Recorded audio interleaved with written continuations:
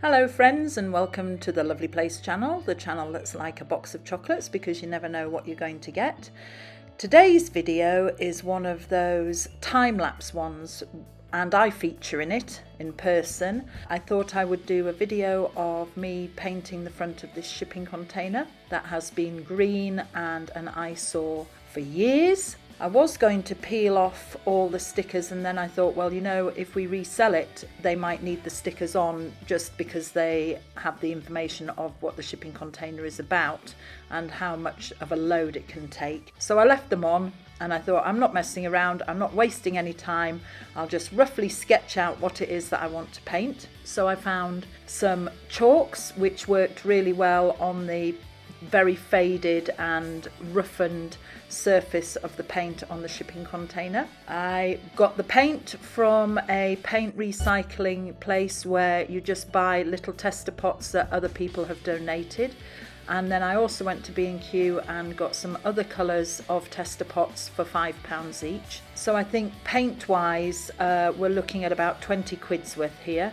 and then just my time. I got the idea for the pattern from my surroundings, and I wanted to pick something easy to paint because I'm not an actual painter. So see if you can get some idea of what it is that I'm trying to create here. Although, you know, you probably, being YouTube, just fast forward to the end, but I'm going pretty fast as it is anyway on this time-lapse video. It was done over 3 days, and I thought I would wear the same clothes for the 3 days just for the sake of continuity. But as you can see, the weather was absolutely baking hot. I had to have my green strap on the back of my glasses to hold them on because they kept sliding off with sweat. I enjoyed it, but all the way through I was thinking, oh dear, you know, how far am I going to go with this? I just want it to look like what it's supposed to look like from far away. It doesn't look anything like it up close.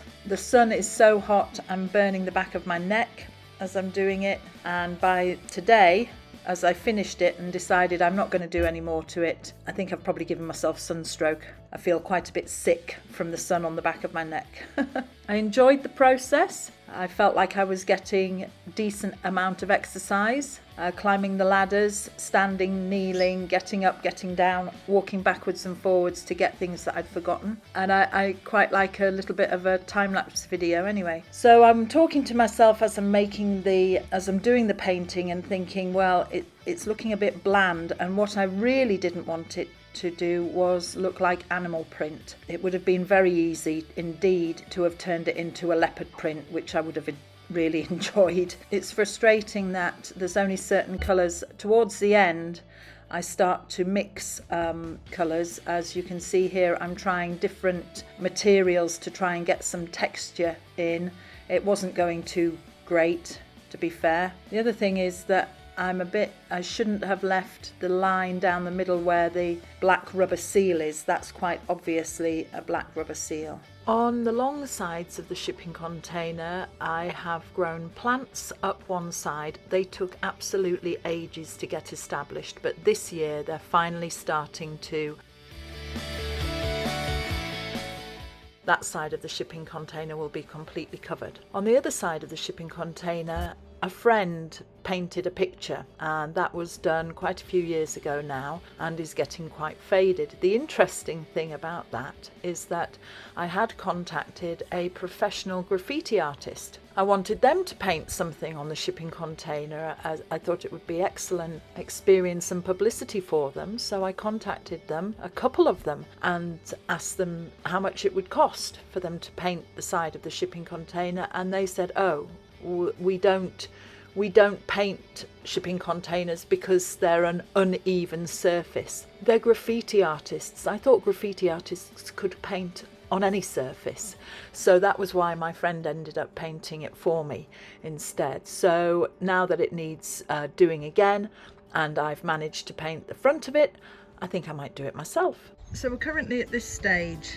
I've gone back and worked into it with some Posca pens and Sharpies. I've used a Brillo pad dipped in paint for that. I've scribbled on some things. I don't want to spend forever doing this. I am rapidly losing patience and I don't want to overdo it. It's just supposed to look like a wood pile like that, but it's a little bit too pristine.